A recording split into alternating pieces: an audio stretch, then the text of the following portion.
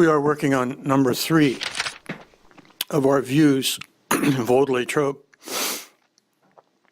This is the gentleman that Latrobe was named for, Benjamin Latrobe. What I had not mentioned earlier was that Latrobe was the chief engineer of the Baltimore and Ohio Railroad. And as such, he was a rival to the Pennsylvania Railroad. However, it was in the interest of the PRR, who had their chief engineer, Jagger Thompson, with a corps of engineers building at Latrobe. It was in their interest to have a connection with the Baltimore and Ohio. One story that comes down to us is that the name Latrobe was given to the town by not just Oliver Barnes, who laid out the town, but also by Jagger Thompson, because that could be an incentive to the chief engineer of the B&O to have an auxiliary route, a sideline of the B&O coming up from Cumberland up to Latrobe. We know that that didn't happen, but stories were going around at the time about that. This snazzy-looking gentleman was Oliver Barnes, the fellow who was in the employ of the PRR as an engineer and was engineering the railroad and decided that there should be a town there at Latrobe. This was Oliver Barnes' boss. This was Jagger Thompson. Not exactly the kind of guy you would come up and pat on the back and say, "Hi, Ed." He was a very autocratic fellow, and he ran the railroad that way until his death in the 1870s. He was a good engineer, one of the best, but he was a person that was perhaps a bit challenged in the area of having a good humor. He was very much looking at the nuts and bolts and financial issues and working to build a railroad and get it running. Now we're looking at the middle of Latrobe. This is the 3 or 4 acres in the middle of Latrobe that Oliver Barnes gave back to the railroad for the railroad's own use, for the railroad's buildings. And Oliver Barnes then, right down the road here, opened up and had built the first industry in Latrobe. This was at the corner of Railroad Street and Jefferson. This was a car shop where railroad cars would be built. And it started building railroad cars in 1852. And there were built freight cars and second-class passenger cars there. This is a better look at what was the car works of Oliver Barnes. By 1892, it had become a carriage factory where four-wheeled carriages pulled by horses were built. And the guy who was running it was H.M. Guy. Interestingly, H.M. Guy also had a carriage shop in Greensburg. This was Guy's carriage works at East Pittsburgh and St. Clair in Greensburg. Now we go back to Latrobe. This is an actual photo of what remains of Oliver Barnes' original car works. This brick structure in particular, I'm not certain about the other one. And this is another view of it. It's good, nicely cut ashlar stone with the brick. These were no doubt windows at one time. And there were buildings going down Railroad Street here that were part of the car shops. And at that time, the railroad was down on the same level, and so they could haul railroad cars that had been built right out of there and onto the tracks. This is a 1901 view. The green encircles what remains of Oliver Barnes' car factory that had been built back in the 1850s.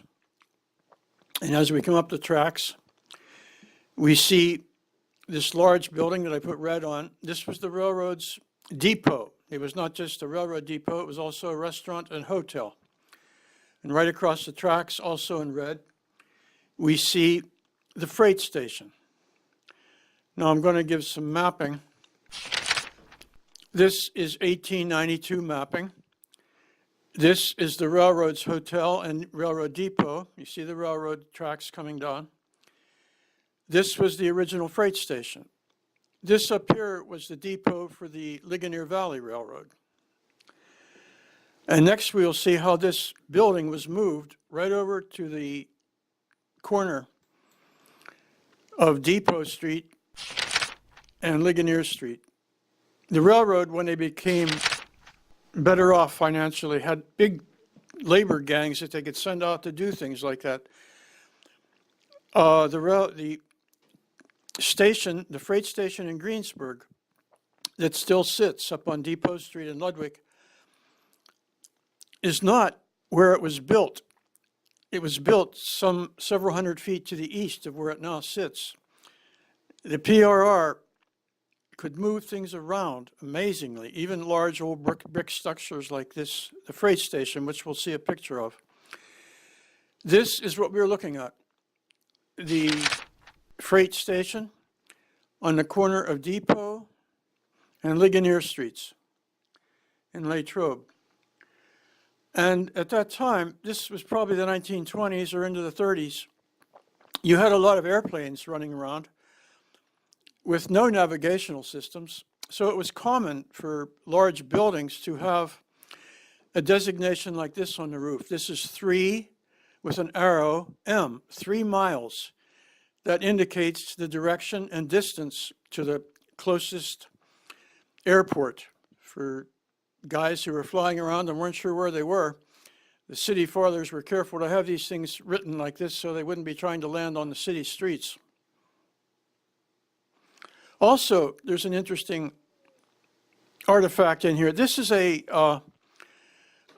loading crane, which was moved by arm power. There was no motor on these things. There was a crank and a winch with gearing. I've seen one of these in Altoona. There used to be one in Ludwig, but you could see them in railroad yards. And this was the PRR yards, railroad yards in Latrobe. This is the southwestern facade of the building that I was just showing you, the freight station. This is that same facade, showing it right at the corner of Depot and Ligonier Streets.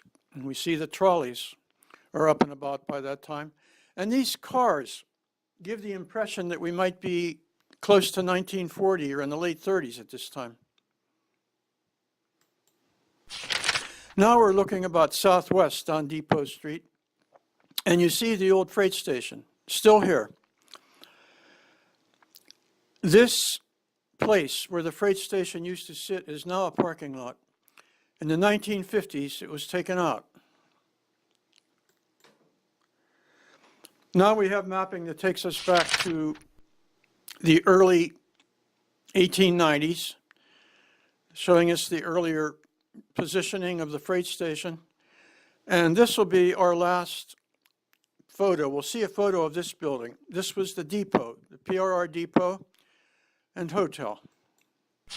That was it. That building dated from the days of Oliver Barnes, the 1850s. This was when the railroad was still down on the level of the town streets. But in the beginning of the 1900s, the PRR became more prosperous, and they were able to invest in changing a lot of things, and they did. This is not the depot or train station that is in Latrobe now. A simple rule that they usually followed building a railroad was when you first build it, you do it on the cheap. And when the money starts coming in, then you start to do the things you would have liked to do at the beginning. And we see the PRR investing an awful lot of money in their infrastructure in that first decade of the 1900s. That's about enough for now. I'm going to say so long until we see another view of Latrobe. Number 4, we'll see. Bye now.